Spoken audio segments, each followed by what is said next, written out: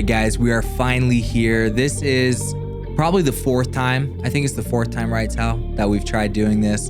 We've tried recording this podcast multiple times, back when Jackson was going to be a co-host, and then multiple times with me. But for one reason or another, we were never really satisfied with how it came together. And overall, we've just really improved a lot of the quality, and our story has continued to grow since then. So all that's to say, this is episode 1 of LaabRats, Creative Experiments with Mitchell Thayne. I am said host, Mitchell Thayne, and I'm super excited to be walking through this journey with you guys. The reason we chose LaabRats as the name is because we are test subjects. Everything we are doing is something that we are experimenting on and testing for our clients. We first do it with ourselves. So we have a podcasting department. Therefore, we're starting our own podcast so we can learn, improve, iterate, experiment, and try to just increase the quality of what we're doing so that not only we learn through our own podcast, but we're able to benefit all the clients and everybody else we serve. And we do this in every other aspect of our business. From production, we make videos ourselves to push out and promote the things that we're doing, so that as we learn, we're able to better apply that to our clients. We do docuseries. We're doing it with apparel, with digital products, this podcast with influencing and social content. We are practicing what we're preaching. This is an entire experimental process. And so that is why we have the name LaabRats. We are conducting these experiments and sharing and showcasing our findings along the way on this creative journey, from the front of podcasting, filmmaking, design, and just in general being a creative entrepreneur. Those are the things that we're sharing. And this specifically is for our audience of all of you who we'd also consider lab rats, the individuals who are trying to experiment, to iterate, and to consistently improve at their craft. This is hopefully going to be a resource to you guys for us to share the things that we're learning, to pull on other incredible experts in the field, people who have been very successful in growing their own businesses as creative entrepreneurs, as filmmakers, as writers, as designers, whatever they may be. We're going to bring them on, share the secrets, share our learnings and findings from their expertise as well as our own. So hopefully this is going to be a great resource for you in your journey as a creative entrepreneur. But moving on, and I want to kind of take it back to give you guys context to who I am and the reason I'm in this position. And when hopefully you have some of that context, it's going to be able to really fill out the story for what we're doing here at FilmLaab and bring you guys a ton of value. So to take it back, we got to go back over a decade, back to when I was a kid growing up. I remember always grabbing the family camera, the VHS. There's a ton of people who have done this, and running around with my brothers, filming videos. I was doing selfies before they were cool, yelling and narrating all the things that were happening. We had our little plastic lightsabers. We're going around beating the crud out of each other. It was a great time, and it made me start falling in love with filmmaking, directing, although it wasn't something I really considered myself. Like, I didn't think I was a creative. I didn't consider myself especially artistic, but I knew I loved sharing stories and capturing things. And that is kind of where my love began. But it really didn't resurface until later. Okay, let's take this back to 2013, which was a decade ago when I first picked up a camera. My parents had gone out. I was waiting to go on a church service mission for my church in Cape Town, South Africa. And my parents had gone to Costco, got the Costco special, and brought home a Nikon D3200. Again, I'd never really messed with a camera other than a little VHS thing as a kid and didn't really know what to expect, but I was like, hey, this could be cool. I'd love to start messing around with this. I didn't have anyone to teach me though. This was something where I actually pulled out the big, thick manual that everybody just throws to the side when they pull out their camera out of the box. I picked that up. I was like, well, I have no other resource. I didn't know how to use YouTube to educate myself at the time. And I thought, okay, I'm just going to read this. So I read the manual front to back, and I learned everything I could about the camera. But I still had questions around shutter speed, aperture, ISO, whatever. But through experimentation and messing around with it, I started falling in love with the entire process. And I remember the first time I took a photo that made me actually feel like I was creative, like I was intentionally being an artist. I remember being at my aunt's, in front of my aunt's house, and she had this driveway, which was kind of this orange colored brick. And I saw this leaf on the ground that was just like a perfect epitome of a leaf. It was green, it was beautiful. And I like laid it there, and I had this water bottle, and I like sprinkled a couple little water drops on the leaf. And I remember I took this photo and I looked at it and like, I just made art. And that was such a transformative moment for me because, again, I'd never considered myself as a creative. I was just nice guy Mitch. I was fun in these certain scenarios, but I'd never really considered myself and wasn't considered by anybody else to be especially creative.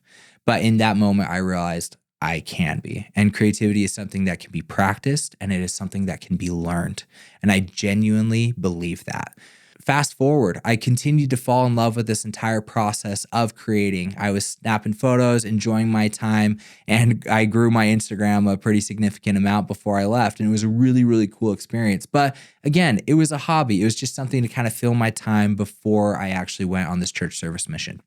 I went on my mission to Cape Town, South Africa. It was one of the most life-changing experiences I have ever had. Being able to be with these people, be able to look at the world in a different way and to shatter my own paradigm. I was a white kid who grew up in Utah having my own life experiences. In many ways, I have had such a charmed life and upbringing. So to be able to have that kind of shift and realize that people live a very different way than I do, that really kind of opened up my genuine love and appreciation for people and my love of story and exploring differences in people. And that was really foundational to a lot of the reasons why I do what I do today. So again, I had an incredible experience that completely changed my life and perception of how the world works in every single way. I came home from my mission kind of feeling like every other 22-year-old kid who didn't really know what they wanted to do, so I deferred to going back to school. I'd been going to BYU. I had a half tuition scholarship there and was just ready to kind of get back into it. My mom talked to me and she said, I think you'd be really great at advertising. You like connecting with people and selling things and creating a vision and something exciting. I'm like, okay, that's something I think I could get behind. So started going down that route, doing the school thing. During that same time, I picked a camera back up again and realized that I had missed it so much because for 2 years I hadn't taken any photos or done anything like that. I'd been focused on, serving and teaching the gospel, right? And so coming back to actually taking photos and being creative again, I realized how much I loved it and how much I missed it. And during this time, I had my friend reach out to me and she said, hey, my sister needs a photographer for her reception. She'll pay you $300. You need to just come for 3 hours and take some photos. Do you have a flash? And I was like, of course. I had never used a flash in my life. I didn't have one. I called a friend who worked at a place called Allen's Camera and said, hey, can I come rent a flash from you? And so I can capture this. He gave it to me. I put it in auto settings, snapped some photos, threw them in Lightroom. I think I delivered like 25 photos. I had no idea what I was doing. I didn't even know how to get them the photos. They had to send me a folder for me to put it in online because I'd never had to deliver digital assets before. And I remember that was kind of the first moment that I realized this art form and this thing that I'm genuinely excited about is something I can actually make money with. I can actually build a career based off of this. And so my first job was $300 and the clients were happy. And that whole feeling of me creating art, somebody else appreciating what I had created, and then in the end, being able to also make money from it. That whole process was so beautiful and so inspiring and exciting to me that it really became something I started chasing. So it started getting to the point where it's like, well, do you want to go to class or do you want to go shoot this thing? And I would always defer to going and shooting and creating. And this was back during the time of Instagram collabs. I was reaching out to other photographers, models, people. We'd go up in the mountains, shoot things. And because of that, I was shooting so consistently. I was creating things so consistently that my rate of growth and progression shot past many people who'd been doing it for years because I was just doing it so frequently. And because of that frequency and because of that consistency, more and more opportunities came my way. And it was during this time that I started shifting away from just doing photo to falling in love with video. I think most people who are listening to this, who are filmmakers, have been exposed to the work of Sam Kolder, Rory Kramer. Those were the guys that truly inspired me. I wanted to make the cliche travel films. I wanted to have those cool experiences. And so that's what I did. That's what I aspired to. And that was super foundational for me, learning how to create beautiful B-roll, all that stuff. During that time, as my career progressed, as I was getting more opportunities, I was shooting anything I could. I shot everything from I shot a funeral once. I shot a piano recital. I shot my fair share of weddings, shot concerts, parties, testimonial interviews. Basically, anything people would pay me to do, I was willing to do because I just love this so much. And it all started kind of coming to a head where I started wondering, is this really the path that I should go down? I feel so drawn to this, but there's this other side of my life and my world where people are encouraging me to keep going to school. Because again, that is exactly what I had been taught my whole life. My dad is a PhD level therapist. My mom also had a degree and her family had been very, very focused on school. Her dad was a professor. So school was very important to the success of our family in the past. And so they were really encouraging of that. And it came to this point, I went to this convention where you're supposed to go around to different booths and learn about the different programs at BYU. And again, I was totally intending on going into the BYU advertising program, which by the way is an incredible program. And I have a ton of very talented friends who went that route. But while I was there, I started talking to the guy at the booth. I was like, hey, I've already taken my prereqs. I'm going into this advertising thing, getting ready to apply to the advertising program next semester. Can you tell me more about it? And the guy's like, oh yeah, let me tell you all about it. We have all these really great talented people. We build up your portfolio and then we're going to get you placed inside of a really great agency. And I was like, wait a second. I don't want to go work at an agency. I want to learn, grow, and progress here, gain some skills and connections. And then I want to move on and actually create my own company. I want to be an entrepreneur. And the guy's like, no, man, here we're all about job placement. We're going to be able to create this great portfolio and place you inside of a great agency. And I was like, well, that's not what I want. I don't want to go around that path. I don't want to do that. And he said, well, okay, if you don't want to go down that path, then honestly, this isn't for you. If you want to be an entrepreneur, you're going to need to make your own path. And that's what I realized in that very moment, that I couldn't go the traditional route. I couldn't go to advertising school because at the end of the day, that's not going to get me to where I wanted to be. This was going to be a path that I would have to forge on my own.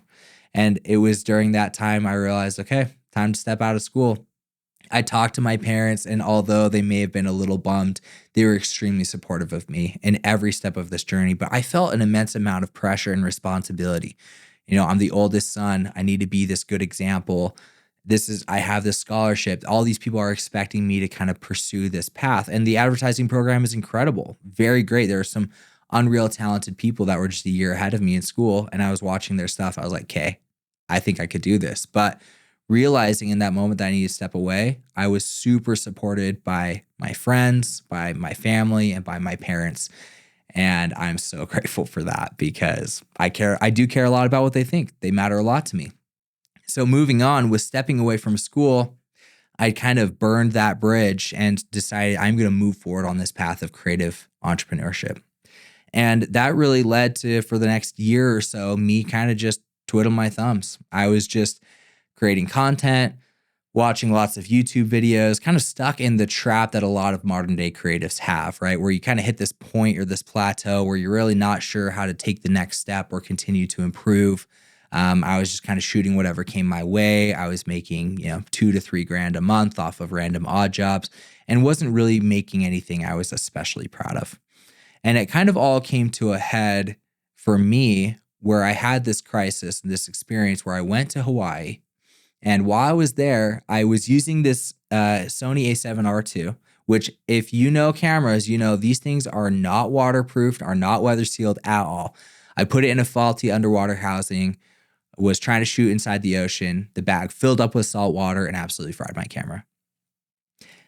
And I was sitting there thinking, I just went through all this stuff and felt so drawn to do this filmmaking thing.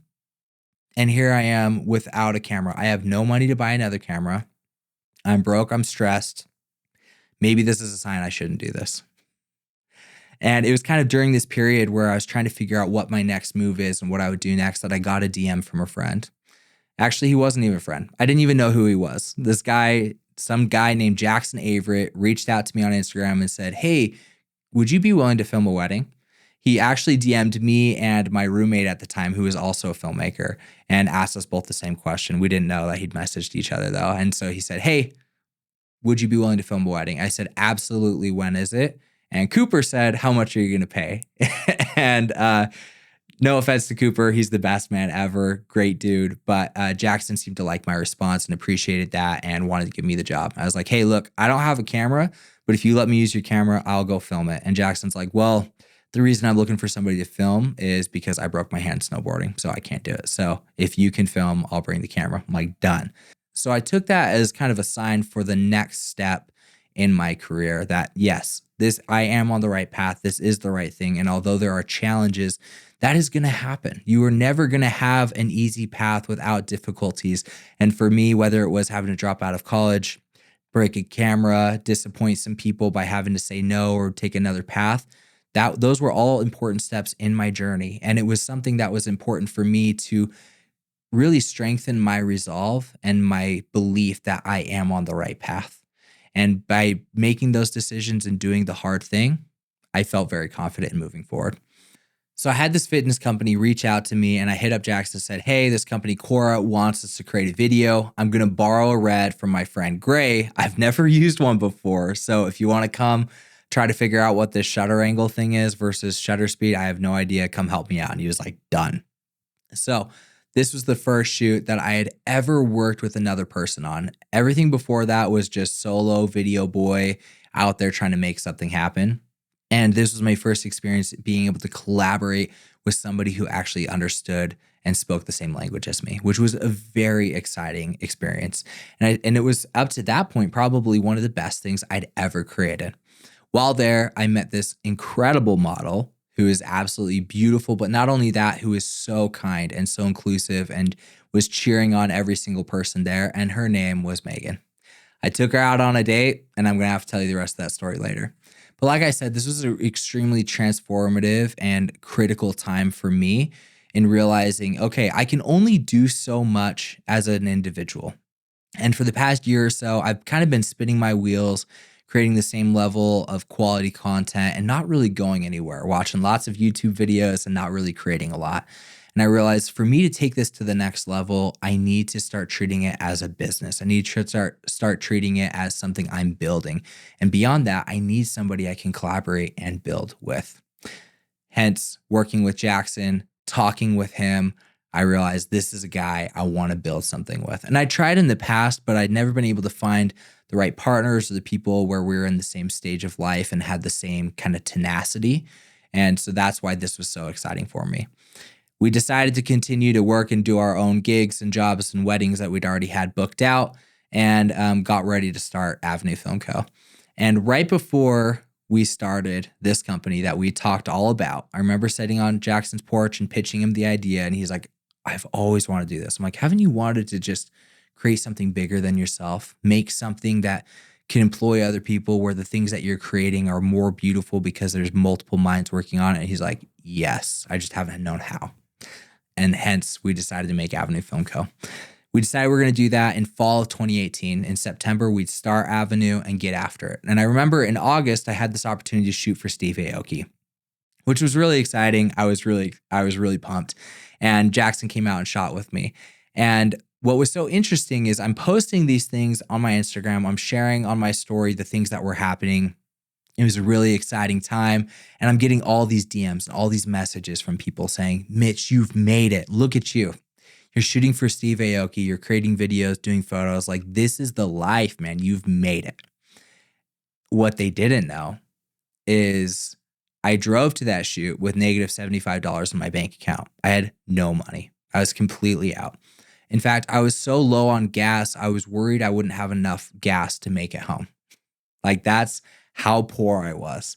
And I started realizing there's this huge disparity between what people were perceiving as success on social media versus what the actual reality was. And I think that's an important thing for a lot of us to remember.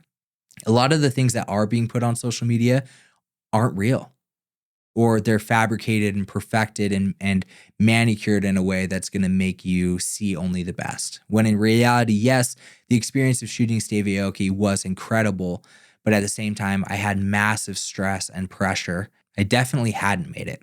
If you look at my actual bank account, you would not look at this guy as a success. But all that's to serve as a reminder that everybody is on different parts of their journey. And while you may be shooting some of the most incredible things of your life, you may also be broke at the same time. And success cannot be measured except for how you personally feel inside. And for me, although I was broke, I was happy and I was excited about what I was doing. And I was excited about creating this company. So fast forward September 2018, me and Jackson, and we brought on a gal named Caitlin, who was incredibly important into everything that we did in building. We sat in my parents' kitchen and we said, all right, let's make a company. What do we want to do? We ended up taking a name that my friend and I had kind of adopted from his high school days of filmmaking, Avenue Film Co. I took a logo that a gal I had dated in 2017 had made, and we decided we're going to make a company. So we took our best clips, we threw it together in a 1-minute reel. We made a website with our best work, and then we kind of just posted it and sat back and said, okay, we're in business. And I can't even express how much I have learned since then about how to actually launch a company and actually build hype and help people know what you're doing. But back then, we had no idea what we were doing. We were just so excited to have a website, to have any bit of evidence that we were legit out there. So we posted it up, we prayed, we hoped for the best, and slowly opportunities trickled in. And I think what really helped is we were in our own way, and we did it very limited, but it helped make a difference, is we documented our journey. We told our story to some degree on our stories, on posts that we did, whatever. People kind of knew what we were doing. They were excited about it. And as we started creating more things, we started progressing and growing. And it was just a really exciting time. Like, our first office was smaller than this little podcast studio. We could barely fit 2 desks in there. We had a little shelf of gear. And I remember, I'm a pacer. So when I get on the phone, I'm pacing back and forth. And we're in this tiny room. And so I would try to take the sales calls. Jackson would be editing, and I'd be pacing back and forth right behind his desk. And it would drive him nuts until finally he turned around and be like, dude, take this outside. I don't want to deal with this anymore. But it was this tiny little space. And to think about, that's where we were. Fast forward to today and what we've been able to do in this time and all the things I've been able to learn, and think about the space that we have, the team that we have. It is so fulfilling. But we'll get to where we're at now eventually in a little bit. Moving on, Avenue, we continue to grow. We shot a lot of different projects and we learned along the way. We had times where people didn't pay us. We had times where we didn't deliver the quality or the project that people were hoping for, times where we dropped the ball on communication, times where camera gear broke, where we had employees who didn't live up to what we were hoping, times where we failed as managers, and times where our systems just in general would fail. And I look at Avenue as one of the happiest and greatest learning experiences of my life. I was fully invested every single day in trying to build this little production company. And we ended up working with a lot of different local companies in tech, in e-commerce, and service-based businesses, and built a lot of different relationships. And I found such satisfaction. And I look at that as kind of my time period of going to school. Yeah, I didn't finish and get a bachelor's degree, but I feel like I got a degree in business and life, and that was found and happened while creating Avenue Film Co. And I won't go more into depth about what happened at Avenue, but throughout the podcast and throughout this series and all the episodes coming up, you'll hear other stories of lessons and learnings and funny times and tragic times and experiences that we had while building Avenue Film Co. And that all really comes fast forward to 2020. We had a relatively successful year with a very small team of just me, Jackson, and Caitlin. We decided to hire a bunch of people. We brought on and scaled the team up to 7 people. We were really excited and very proud of what we built. We had this cool warehouse where we're in with some of our really good friends, Tristan Ikaika, our friends from Lakai, Shop Stevie. We're all sharing this warehouse space, and it was just a dream. We had just locked down some really big contracts. We just shot our first $30,000 project in February of 2020, and we had 4 retainers lined up that were going to each equate to about $100,000 over the course of the next year. So we had about $400,000 of revenue lined up throughout the rest of the year. And those were all slated to start April of 2020. Well, we all know what happened. Mid-March of 2020, everything shut down. COVID happened. We didn't know what was going to happen. We were all at home, calling each other, seeing stuff on the news, not sure how we were supposed to move forward. We still had different edits or client things that we had to take care of. And everybody's tried taking care of things at home. And it got to the point where we started realizing this probably wasn't going to go away. This isn't just a, 1 week everybody's freaked out and then everything goes back to normal. This was going to stick around for a while. And as we started looking at our finances and the numbers and calling all of those people saying, hey, are you still good to move forward? They're like, we're pausing all marketing efforts. We're cutting all videos, and realizing all the revenue we had lined up had just fallen through. And all the people that we hired 3 months before were potentially going to be out of a job. And that was one of the most difficult moments for me, realizing, looking at our bank account, understanding what expenses we had, and realizing we could only pay our team one more time. And then we're out of money.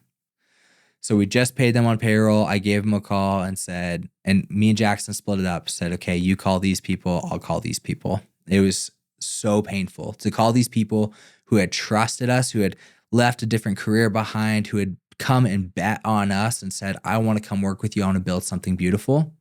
It was so hard to call them and say, this is out of our hands, but we have to let you go.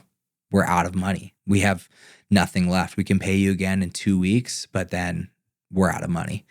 And at this time, we weren't paying ourselves. And so we told them, just take this time to go try to find another job, to go set yourself up. We are so sorry that this happened. We just don't know how we could have controlled it. They were very understanding, but it still felt deeply personal and extremely painful. And that was one of those moments in entrepreneurship where, again, I was reminded this isn't all rainbows and sunshine and happiness. When people look at entrepreneurs, they generally are jealous and they aspire to that. But yes, there's some opportunities and freedoms and exciting credibility things that you get from being an entrepreneur, but there is some very painful moments and difficult experiences you're going to have. And for me, in March of 2020 with COVID, this was one of them, having to lay off and let go of some of our best friends who had taken bets on us. Now, as we know, the world had to go back to normal at some point. There had to be some sort of a change. And towards the end of April of 2020, we had let go just about everybody. We started having people inquire again, started saying, hey, well, we still need video. We're realizing now more than ever, everybody's sitting at home. How are we going to get what we're doing in front of these people? Well, it's going to be going online and creating digital content for people to see so we can still continue to sell and grow. And I really attribute all these inquiries and opportunities coming back in, which really did save us. I attribute that to the reel that we made.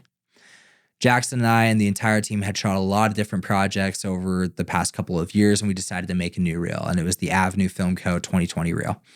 We put it together. It was a labor of love. We were very intentional with every shot, with the song that we selected, with every single thing, and we put it out, and it was a work of art. And we kind of looked at it as, maybe this is just the end of the era. Maybe this is all over. This isn't going to work out. COVID is scary and unknown. Nobody's responding to our emails or our calls. This might be the end, but let's just still take this accumulation of effort and put it out there for the world to see. We put it out there, and immediately calls, emails, texts started rolling in. People saw our work and were again inspired and excited about what we could possibly do for them. And as these opportunities started coming in, we were starting to be able to take on these jobs, started getting out of the financial debt that we'd put ourselves in, trying to stay afloat and alive, and started thinking, okay, maybe we really do have something here. At that time, one of our clients that we'd been working with was Route. Route had been one of our main consistent clients for the past 8-9 months. And Evan, the CEO, reached out and said, hey, Mitch, I want you to come do a project in LA, bring Jackson, and I want to have you over to my house for some dinner. We're like, okay, never going to turn down dinner from a cool guy who's building, a multi-million-dollar company. Done. So we went out to LA, shot the project. And while we were there, Evan helped paint the picture for what they were doing at Route. He started sharing with us kind of the vision and future he had and how he felt like content and video was going to be such a critical part of it. He then basically proposed the idea that he would like to acquire us at Avenue and bring us into Route full time. This was something that we had never really considered. And before, they'd actually kind of hinted at it and teased it before with us, but we weren't interested. We were doing great. We had all this revenue lined up. We had this great team. But now with this reduced team, with COVID and all the unknown, when they pitched it to us, it felt like an answer to prayer, or it felt like a huge opportunity. So we decided we were going to take it. We let all of our clients know. We wrapped up current projects and wrapped that up through the end of June of 2020. And then in July, we started our full-time job at Route. I eventually became the director of content and the team over there, which was really exciting. And we had some incredible experiences while we were there. The vision we were pitched while at Route was to create content for all of Route's incredible partners and showcase it inside of the Route app. We were able to do lifestyle stuff, things in studio, and showcase products and things that were being sold on Route's platform. It was a really exciting time, and we're actually able to start telling stories. And this was our first real exposure to actually telling stories, the stories of entrepreneurs, business owners, artists, and people who were creating things that they were actually passionate about. And being at Route was kind of my first exposure to seeing business done right. Avenue was an incredible learning field of learning and opportunity for us, but we didn't have the structure. We didn't have the systems in place or the finances behind us and the great team. Because, inside of Route, there were like 200 and something people when we first arrived. There were a ton of people. So being able to have all that structure and the team to support you so you could really specialize and do what you do best was a whole new experience for us. Because everything before that, I was trying to be an accountant. I was trying to be a salesman. I was trying to be a creative director. I was an editor. I was a manager. We really wore dozens of hats. But now being able to be in this position where I was really focused on being creative and managing a team. And that was really the main focus. And so I really valued this time at Route where I was able to really lean into the qualities of leadership that I think I had been developing over years and being able to really practice those and learn them. And I learned from some successes and from also a lot of mistakes that I made while at Avenue and also at Route. But I look at this again as such a learning experience. And during this whole time, I loved my experience at Route. Yes, there were hard times and difficult lessons learned, but overall, the people there were incredible. They trusted us. They really encouraged us to be creative and really trusted the fact that we would deliver a great product at the end of the day. What was difficult, though, is there was this underlying feeling inside of me where I knew that although I loved being at this place and I was so grateful for the incredible opportunities, I knew that I wanted to be an entrepreneur. I knew that I would never truly be satisfied unless I was building something for myself and with people that I love. And although I tried to shove that feeling down, it never left me. And I remember one day talking to Jackson, I said, "Hey, I don't want to pressure you here, but I think I'm at the point, we're coming up on our year mark. I think I'm at the point where I want to leave and I want to go start this. And you don't have to come with me or anything like that, but that's what I think I want to do." And he's like, "No, I feel the exact same way. And that's what I want to do." And Caitlin, who had been with us since the very beginning of Avenue, throughout the whole process with getting acquired, coming over to Route, she'd been with us on our team. She said she felt the same way. So we decided that we were going to leave. And telling the team was one of the hardest things I've done. Having to say bye to these people who, again, had trusted us, who had acquired our company, who brought us on, who had encouraged us to build a huge team underneath us and creating a bunch of content. We were putting out like between 3 to 5 pieces of content every single week.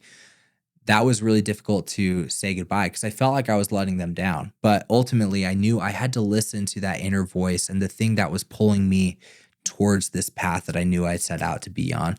And while Route, again, was an incredible experience and I learned a lot, I knew eventually where I needed to end up.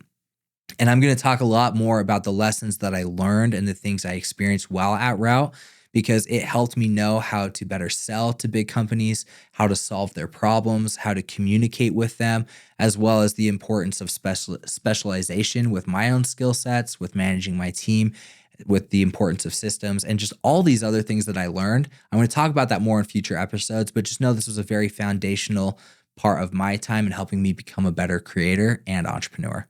And this all wraps up with a very specific experience I had with our last project with Route before we left.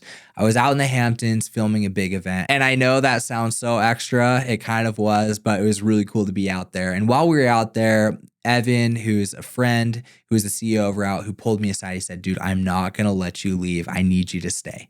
I remember driving to his Airbnb, sitting in the back of his car thinking, holy cow, what are we going to talk about? Me and Jackson kind of laid out some things that we would want if we were going to stay. We talked to Evan. We laid out exactly what we would want. And Evan said, okay, let me touch base with the team. I'll get back to you, but I think we can do everything you asked. And what we were asking for was over double our salary, more autonomy, and we wanted to be able to have a side hustle.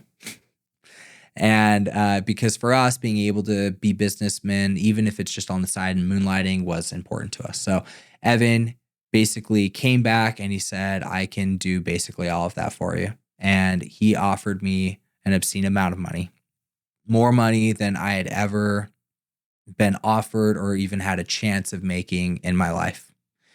And by the way, I should mention, you know, that beautiful girl, that model that I'd worked with back in 2018. Well, I ended up marrying her in 2019, and she had been my partner and the love of my life ever since then. She has been with me on every experience, every up and every down throughout the whole process. So that added a whole other layer of pressure. So as I went to her and I said, Evan is going to give us everything that we asked for. We are getting offered this much money. We are having these stock options. We are having this autonomy, all this stuff. He's giving us everything that we want. Obviously, that was exciting for her, being able to not worry about finances and to have so much security. That was so exciting for her. Again, that added this whole new level of pressure. And while we were really excited about the opportunity and had all these dreams start brewing, I still felt this sinking feeling, this feeling inside of myself that I knew what I needed to do. I knew I needed to be an entrepreneur. I knew I had started on this path and I needed to finish it. I needed to move forward. And so although I was offered more money than I'd ever dreamed of, I was given more stock options than I probably deserved and was given complete autonomy. And I was leaving behind an incredible team that I'd worked with and loved. I still knew I needed to move forward. And so I said goodbye to something that I loved to pursue something that I adored. And that is being an entrepreneur. So we embarked on this journey. I really thought that we were going to have it all figured out because I've done this before. And while, yes, I had a better idea, I did not have the same resources. I did not have the same things. When we left, we had one job lined up. John Lee, who's the creative director at Weave, I will forever be grateful for you because of the opportunity you gave us to take on this job. And while he hit us up, he said, hey, we need to do some customer testimonials out in Florida and a couple other places. Can you guys do it? We're like, absolutely. When we left, we didn't even own a computer mouse. We didn't own a single lens.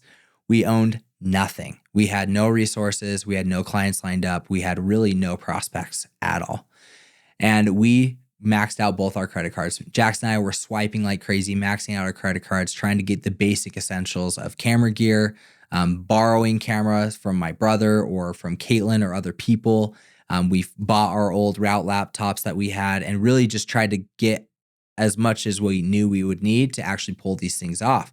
This was not pretty. This was as scrappy as it can possibly be. We Jimmy rigged everything we did trying to pull this project off. And I remember a particular moment where we'd been paid some money up front. We'd been paid half up front and we'd completed 4 out of the 5 videos that we needed to. But Jackson and I, we had maxed every single credit card we had. We had no money. And to pull this job off, we had to pay for the flights and for the accommodations to get out there to film the job, and they would reimburse us and add it to the final back half payment of the entire project. We had no money and no way to actually book these flights. And I remember Jackson and me talking about it. We're like, we don't know how it's going to work out. I was like, all right, man, I'm going to go pray.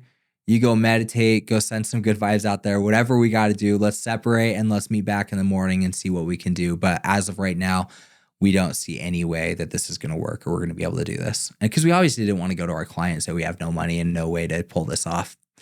And I went to bed and I remember waking up to a call from Jackson. He called me. He's like, dude, guess what just happened? I just got an email that our credit card limit had increased by $3,000 for no apparent reason. We didn't even request it.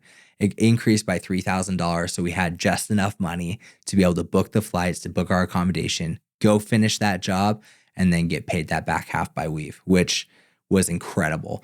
And from there, we were able to take that money, start paying debts off, gaining new clients, because all of our old clients that we'd had at Avenue had already moved on to new people. So we had to build new relationships.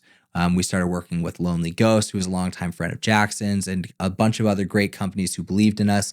And we were able to really get ourselves out of that and start building what is known today as FilmLaab. So here I was on my second entrepreneurial journey building FilmLaab. And what I can say about this first year of FilmLaab was we did so many things wrong. And we did them wrong because we felt like we knew better. We'd had all these experiences at Avenue, all these experiences at Route. And we thought, wow, we're so premier. We need to come across perfectly. We need to really perfect everything that we share with people. Everything that we put out needs to be very manicured, very intentional. And because of that, we started making a lot of mistakes, right? We wanted to start focusing on the art. So we wanted to bring on business partners to help support us when really those business partners weren't as committed or weren't as experienced or just weren't as invested in the vision as we were. Because again, this was something that we'd been building together for years. And so we started trying to bring on people who, again, weren't able to fulfill on the job. We decided to wait from actually pushing out our brand, from promoting our work, from introducing our new website and everything. We waited for a very long time because we were so concerned with coming across as premier, as top tier. So we wanted to spend all the time perfecting and dialing and tweaking everything. Now, flashback to Avenue. You guys know we sat down and in basically an afternoon cut together our first reel, made a quick website on Squarespace and put it up, and then jobs started rolling in. But what we did is, yes, we relied on our old connections and friendships and being able to show examples of work, but we never posted about it on socials. We never pushed out our website. And again, we were too focused on bringing in all these people to help us versus actually perfecting and dialing our systems and making sure the people we were bringing on were the right ones. And so when I say we made just about every mistake you can, we did, because we got a little too big for our britches. We thought we were going to be too high level. And so we were very snobby about the things that we were trying to do and promote and take on. And that really killed us. That really hurt us for a long time. I remember we posted something in November introducing and basically just having the FilmLaab logo on there, or the FilmLaab lettermark on there, and saying FilmLaab coming soon. And we posted that. And then we didn't post another thing for like 8 or 9 months. And wouldn't you know it, we didn't have very many jobs come in. Like, we had enough opportunities to continue to grow the team and do things, but we weren't able to really scale at the rate and in the way that we were hoping to. And so again, I look at this time period as this learning experience of making these mistakes with bringing on the wrong people or not being very good managers again. And this was a difficult kind of fluctuating time. And I remember at the end of July of 2022, Jackson and I, we were not having any leads coming in. And I'm like, dude, we just need to post. We just need to share our website. We need to launch our brand. We need to start promoting what we're doing. We are overthinking this way too much, and we are suffering all the consequences. He's like, I agree. Guess what? We started posting. We started sharing what we're doing. Leads and opportunities came in. We started getting extremely busy. And this was a really beautiful, exciting time because we felt like, okay, we're now starting to get on the trajectory. We're starting to have the momentum that we've been looking for this entire time, and it's all starting to come together. During October, I decided to take my first vacation in years since like 2019. This was 2022. I took first vacation in years, and I went to Iceland with my siblings and my dad. And I was disconnected from everything. I had this time to really lean back and think about what I wanted to do, what the future looked like. And I started kind of having like inspiration, like come and hit me. And basically, I was told, you need to start building a personal brand.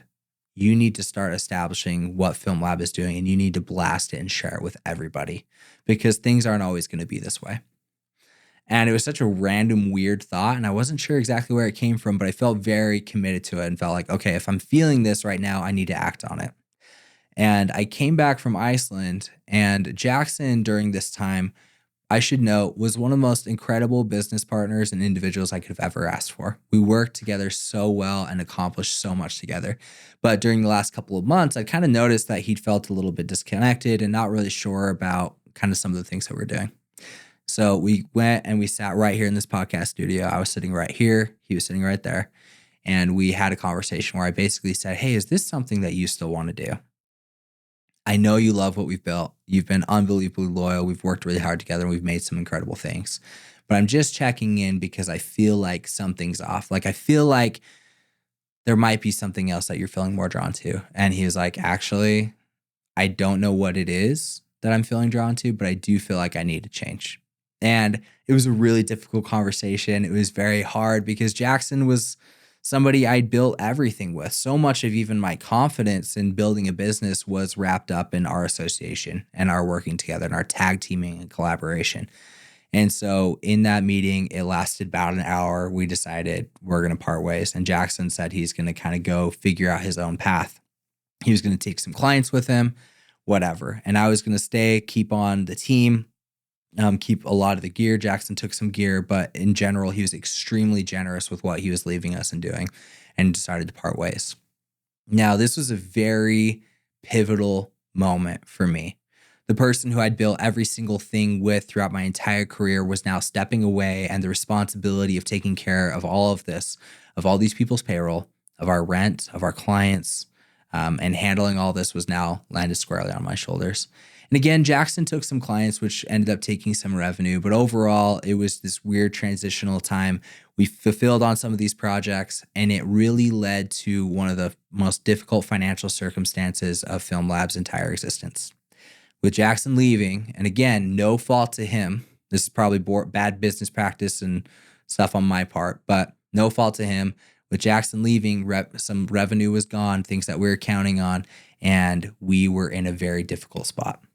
Financially, a lot of businesses were struggling. This is November of 2022. There were a ton of tech layoffs happening. People were hearing about this upcoming recession. Everybody was withholding their spending. And in general, again, because of civil unrest or whatever, we started facing the negative consequences of the economy. People started withholding payments from us. In fact, it took one client 8 months. We literally just got paid by them like a week ago. It took them about 8 months to finally pay us. This was a very financially difficult time, and I had to really humble myself. You know, this was now totally on me, and I remember having to make a call and get a loan of 25 grand so that I could make payroll for our team. And this was for our payroll that was going into the new year. They just had Christmas, New Year's was here, and if I didn't get this loan, then we wouldn't have a company and our team wouldn't get paid. I had to take out this loan, and it was a very difficult time. But what was so interesting and why this period was so important was this is the moment where I realized, okay, I can't just use Jackson's incredible creativity or a lot of his systems and his analytical mind. I can't rely on that anymore. I need to start steering the ship confidently moving forward. And so I started making decisions that I knew and I always knew would be highly impactful to our business, but I was also always trying to share the steering wheel with Jackson. So I decided to move forward. We finally put out and launched our reel January of 2023. We started posting on social media. I started posting every single day, sometimes twice a day on my own personal socials. We started pushing things out on FilmLabs, showcasing our work and examples. We started a new mini docuseries on YouTube called Lab Takes, where we're breaking down processes of shoots and telling the story of how we're building this company. I started doing all the things that I'd been preaching, but I hadn't been practicing. And it has made all the difference. It is so crazy that when you start telling your story and you start sharing your experiences with people, how they will rally behind you and more opportunities come. And no knock on any of the clients that we worked with in the past because they've been so crucial in every step of our process. And we're going to continue to work with them. But it's been crazy to see how even some of the brands and the companies that we're now getting to work with have completely changed. We've had opportunities to work with DJI. We shot for the Utah Jazz. We shot a collab with Sarah Hyland with her companies Source and Sephora. We were able to do projects for Jordan Brand, shooting events for them at All-Star Weekend and in Boston. And I really do attribute this all back to finally sharing our work, finally showing the things that we were doing, pushing out unapologetically our projects and the things that we were proud of. And when we started doing that, opportunities came. These last 6 months at FilmLaab have been the absolute greatest in my entrepreneurial career. We have dialed our team and found people that are extremely loyal to what we're doing. We're actually promoting and sharing our work. We're finally getting these clients that we've always aspired to eventually work with. We have a space that we're excited about. We've had newsletters, and now we're starting our podcast. We're basically doing all the things that I'd always been dreaming of, but didn't really have the opportunity or circumstances to actually pull off and do. And it's been really wild to see, and bringing it back to the name of this podcast, LaabRats. It's all about experimentation, tireless experimentation and iteration. And that is what we've done. When we finally started testing and practicing our theories for what will work and what will grow our business and what will take us to the next level, when we finally started implementing those practices, we've been seeing the results. And so these results of our business growing, of these opportunities coming, of solidifying our team, our systems, and creating things, we're creating better things than we ever have before. And I really attribute that to the fact that we have been practicing, we have been experimenting and trying these new things. And it is going to be that topic, and it's going to be those experiences that I'm going to be sharing throughout the rest of this podcast. Through every episode, I'm going to be sharing these experiences, the things that we're learning, the lessons from the wins and also the lessons from the losses and the L's that we took. But as I share these things, I hope you'll be able to kind of take from them, to be able to really synthesize them, and to, first of all, just help you know that we're all making mistakes. None of us really know what we're doing. I've really only gotten to this point because I've stuck with it. I've just outlasted everybody else. I've committed to a path. I've continued to put in work, and as needed, I've iterated and moved around and pivoted, but I've stayed on the same general course and I've stayed committed. And I truly believe that every success I've had is because I have done that. And with all this experimentation and these lessons learned, I finally am now at this place where I'm at. But the truth is, I know I haven't arrived. I know that FilmLaab, where we're at right now, of 2023 in the middle of the year, I know that that's not where we're going to end up. I believe that there's so many lessons and opportunities and exciting things ahead. And I really look at this as a new beginning.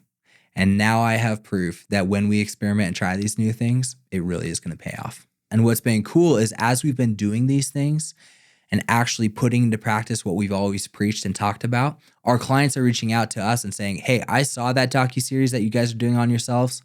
I want that for us. Or, hey, I saw this campaign that you put together or the social content that you've created. How are you doing that? How are you building this momentum? And I couldn't have done all this without our incredible team. The team at FilmLaab is top tier. They're extremely loyal, hardworking, innovative. Everything you could possibly hope for in a team, that's what they are.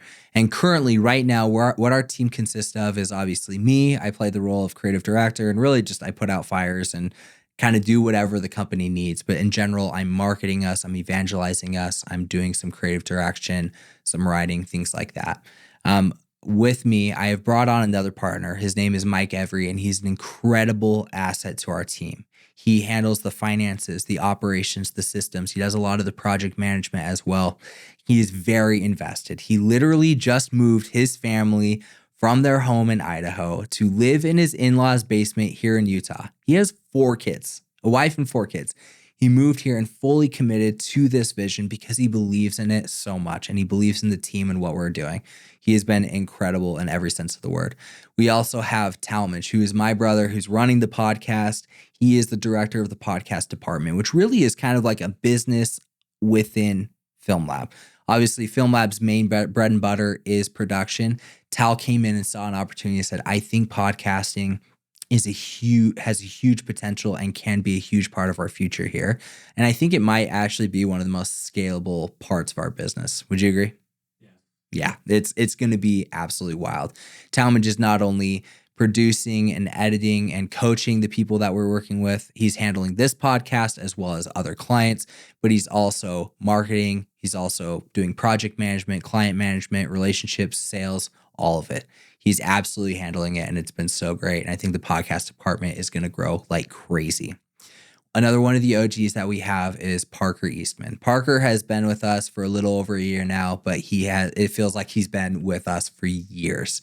The guy can do everything you would ever hope for a creative to do. He's hands down one of the best editors I've ever seen. Even though he's in Premiere Pro and everybody's telling us we need to move over to DaVinci, which we will eventually, he is an absolute king in there. He can solve almost any post-production problem that we have. He also is an incredible DP and has a ton of on-set experience and just savviness where he's able to really problem solve and make everything beautiful. So Parker is really such a backbone to our production and post-production process. And he really is not only handling a lot of it himself, but he's also helping manage and mentor and support other creatives who are working with us, whether they're as contractors or in-house. Incredibly important to our team.